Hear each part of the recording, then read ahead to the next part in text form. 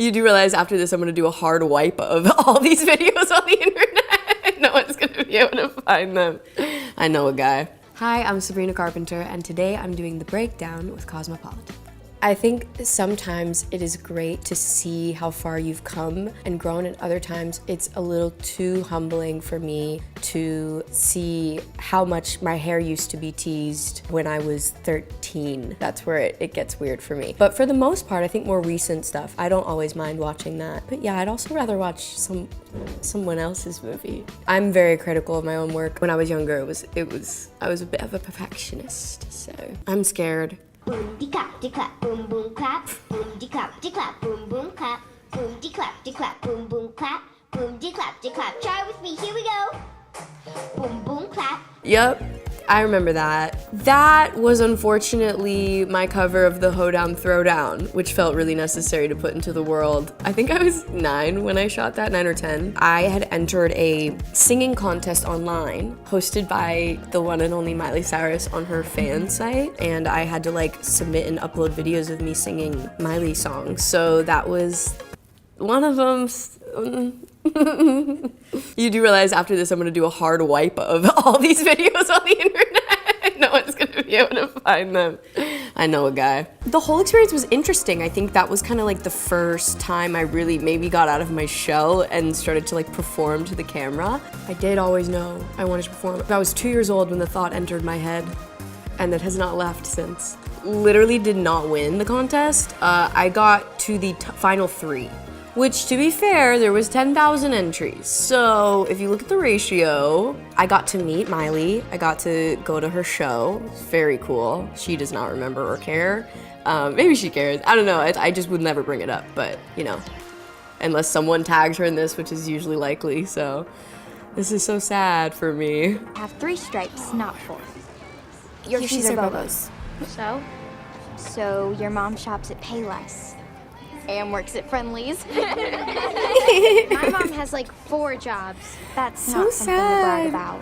I guest starred on an episode of Orange is the New Black when I was very young, 12. I was so mean. It's so hard to watch because I was just such a little meanie. But it was very fun. Everyone was very nice to me, ironically. That was definitely one of my first jobs. I think that was like my 2nd or 3rd role. What I always thought when I was younger was it would be so fun to play a villain or a mean girl, because I was like, it's the opposite of me. The villain just seems like the most fun role to play because they get to like really amp everything up. I had fun in the audition. I really didn't think I would get it, and it almost feels a little too validating that I got the mean girl role. Sorry, everybody. I promise I'm nice if I'm fed. Here I am again in the same situation. Why does the God thing have to be so complicated? I should have played it cool instead of made a fool of all the things I do. That was my very first music video. I was 14, called Can't Blame a Girl for Trying. This video lives in a lot of young girls' heads, rent-free, and I feel very happy and grateful for that. We all have to have that thing we look back on and go like, well, I was young. And a lot of those choices in that video were made because I was young. I think I wore every color Converse in that video. The director had a thing with Converse. It was a very, very pivotal moment in my career because that was kind of the start of music. I feel like I really started to realize that I was growing up with my fans when I started touring, and I was 16 when I started touring,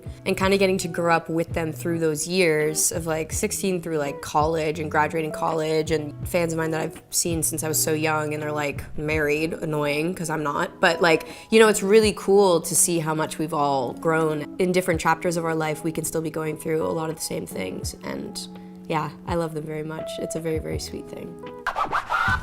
And these kids are my... See, it all started when our phones made a switch. Lola lied to the parents. She's been a real witch. Oh, burn it. Burn it, burn it, burn it, burn it, turn it off, burn it. That one's actually traumatic. That one's a bit triggering for me. You wanna know why? Because this has resurfaced online in times where I don't need it to. Do you know when you're like, I have a crush on someone, and then all of a sudden your fans start to circulate a really embarrassing video of when you're little, and then like it comes up on their Explore page because that's how algorithms work, because this is the world we live in now. This has been my problem, and this darn damn, I can say damn, right? This damn video, it haunts me in my sleep. I'm not a rapper, that's what that scene was me trying to be, I guess. I don't even want to say the name though, because then then they can find it. We're watching an ambiguous movie that I was in when I was 15. Actually, no, truthfully, this was a remake of a movie I really love from the 80s called Adventures in Babysitting. And it was one of my favorite movies, so to get to remake it and kind of play newer version of that character was really cool. It just unfortunately did have a scene where I had to rap.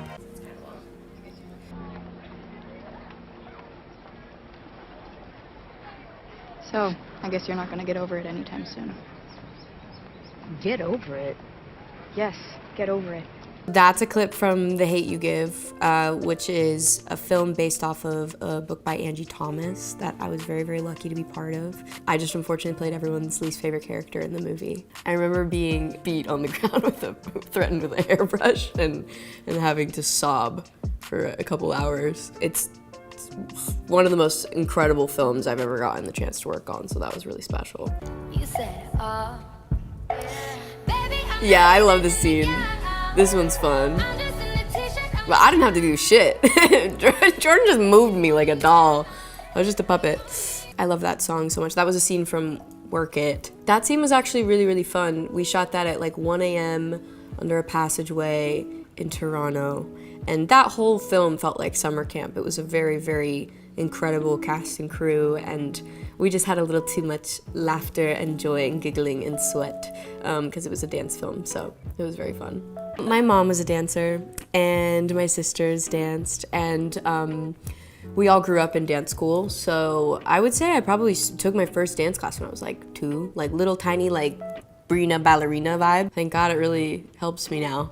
Oh, I love this video. Wow, life is getting better the further along we get. oh, it's like that. I'm your dream come true when it's on a platter for you. And that's like one of my favorite music videos I've ever done. Well, I would say my favorite look is the Carolina Herrera funeral look that I got to wear.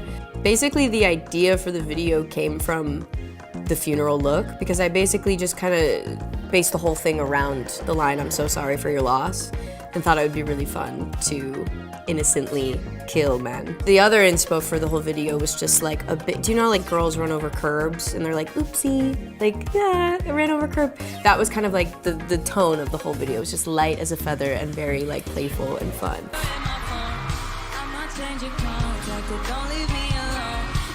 Oh, that was like last week, yeah.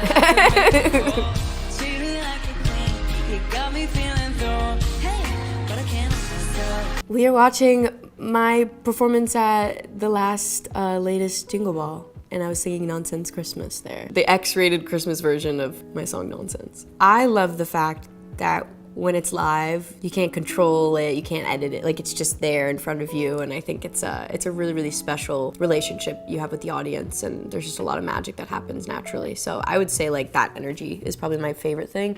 What I don't like about performing is sweating so much and feeling like I'm gonna pass out when I'm running and jumping all over the stage. I kind of see like the front row. Beyond that, you could be anyone, really. So when people are like, look for me in the crowd, I'm like, okay, babe, I'll try. I'll do my best. Aw, fun. Yes. Oh, wow, you got a clip from Brazil. Cool. That was the intro to my set at the Eras Tour in Brazil. The Eras Tour is very iconic and very monumental, and the crowds are just like, they feel like they go on for years and years and years. Or I guess yards and yards and yards. Yeah, that makes more sense. The like community, everyone trading friendship bracelets and everyone dressed up in their outfits, it's just like a very, very surreal experience.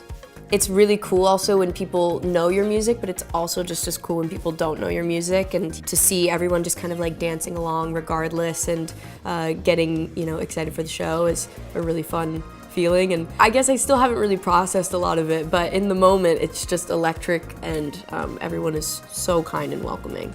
Yes, I think that is definitely one of, if not the most large crowds I've ever performed in front of. What I do to feel at home when I'm on tour is I try to keep people I love around me as much as I can. So I have, you know, some of my family, I have some of my friends, and I just always make sure the people around me are people I love because it makes it so much more fun. Thanks for watching, Cosmo. I love you so much. I'll see you guys very soon. I'm sorry for all those clips.